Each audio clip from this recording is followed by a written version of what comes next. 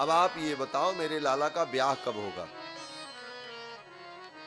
अभी लाल जी छोटे से हैं, अभी दूध पी रहे हैं, अभी चलना भी नहीं सीखा रघुनाथ जी ने, और मैया को ब्याह की चिंता हो गई, मेरे लाला का ब्याह कब होगा और कहां होगा।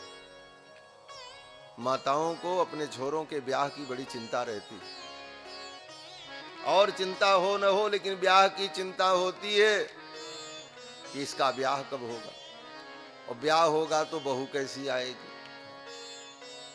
कितनी सुघर होगी, कितनी गुणवती होगी। मैया ने भी कहा मेरे लाला का ब्याह कब होगा, तो भगवान शंकर ने वो भी बता दिया कि एक मुनि आएंगे जिनका नाम विश्वामित्र होगा, और वो राम लक्ष्मण दोनों भाइयों को लेकर के जाएंगे, इनके द्वारा उनके यज्ञ की रक्षा होगी, और फिर जनकपुर में स्वयंवर होगा, और उस स्वयंवर में ये धनुष तोड़ेंगे और जनक की तनया जानकी इनका वर्ण करेंगे। जन्म प्रसंग कहो कौशिक मिस सीय स्वयंवर गायो, यहां तक बता दिया।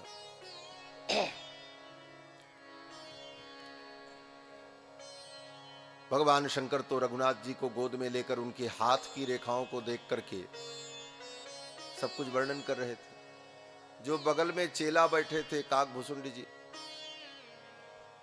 वो बगल में बैठे थे, तो रघुनाथ जी को जब भगवान शंकर ने गोद में लिया तो एक तरफ सिर और एक तरफ चरण, तो रघुनाथ जी का जो चरण था वो काकभुसुंडी जी के तरफ था, बगल में बैठे थे।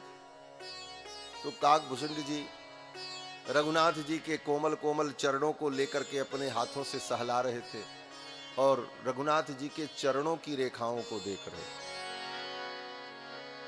तो अच्छे गुरु के साथ रहते रहते चेला को भी कुछ न कुछ तो ज्ञान हो ही जाता है हमारा। कहते हैं बड़े अखाड़ा में लड़ने वाला लतमरुआ पहलवान जो होता है वह भी सामान्य पहलवान से तो अच्छा ही होता है। भगवान शंकर के साथ रहने वाला जो चेला हो साधारण थोड़ी होगा। रघुनाथ जी के चरणों की रेखाओं को देख रहे थे, हाथों से सहला रहे थे, तब तक एक रेखा दिख गई। काकभुसुंडी जी बोल पड़े, मैया आपके लाला के चरण में तो ऐसी रेखा है कि इसे वन में जाना पड़े, चरणों में वन गमन की रेखा है। मैया नाराज हो गई। मैया ने कहा ऐसा नहीं हो सकता, मेरा लाला वन क्यों जाएगा, ये तो राजकुमार है, ये महल में रहेंगे, सुख का भोग करेंगे, वन में क्यों जाएंगे, क्या बोलते हो आप। अब तो भगवान शंकर ने धीरे से काकभुसुंडी जी को इशारा किया, चुप रहो, सब बात नहीं बतानी चाहिए। ज्योतिषी का नियम है कि कुंडली देखकर, हाथ देखकर, रेखाओं को देखकर अच्छी अच्छी बात बता दो, और जो कुछ गड़बड़ बात हो उस बात को गोलमाल कर दो, उसे नहीं बतानी। बोले उसे बताओगे तो दक्षिणा नहीं मिलेगी। फिर किसी की कुंडली देखो और कोई खराब बात उसमें हो और वर्णन कर दो। किसी महिला की कुंडली देखो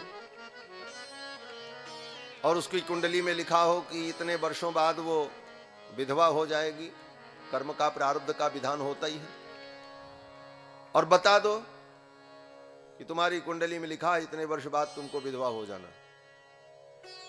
इसके बाद फिर कल्पना करो कई रुपया दक्षिणा मिलेगी।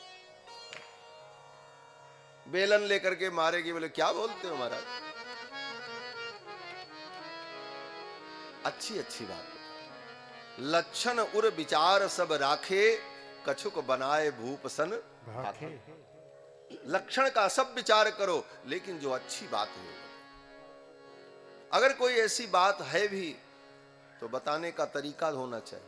क्या तरीका? बोले इस तरह बताओ, इतने वर्ष बाद थोड़ा ग्रह प्रतिकूल है, लेकिन चिंता की बात नहीं है। आचार्यों को बुला करके अमुक अनुष्ठान करा लेना, महामृत्युंजय का अनुष्ठान करा लेना, ग्रह कट जाएगा, अच्छा होगा। काकभूषुंडी जी को भगवान शंकर ने इशारे से समझा दिया। मैया ने कहा, ज्योतिषी जी मेरा लाला बन क्यों जाएगा? तब भगवान शंकर ने बात संभाली। भगवान शंकर ने कहा, मैया बात ऐसी है कि ये लाला जब बड़ा होगा तो अपने राज्य में अपने प्रजा के सुख दुख को देखने के लिए अपने भाई के साथ, अपनी पत्नी के साथ, अपने प्रजा के सुख दुख को देखने के लिए जाएगा और उसी क्रम में वन में भी भ्रमण करेंगे, यही लिखा है और कुछ नहीं। तो मैया कौशल्या ने कहा, तब कोई बात नहीं, और जब भाई साथ में रहेंगे, पत्नी साथ में रहेंगी और प्रजा के सुख दुख को जानने के लिए जाएंगे, ये तो राजा का धर्म ही है। उसी बात को किस प्रकार से भगवान शंकर ने समझा दिया और महारानी कौशल्या मान गई, कोई दुख नहीं।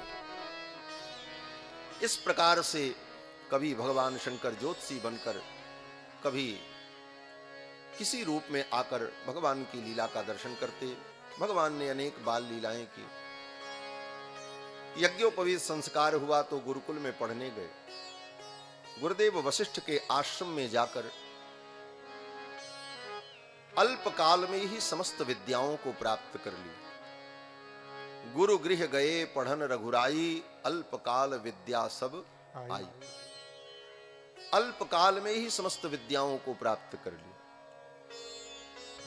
हमारे पूज्य स्वामी जी महाराज वर्णन करते थे कि चारों भाइयों का जब यज्ञोपवीत संस्कार हुआ, जब ही कुमार भये सब भ्राता, जब ही कुमार भये सब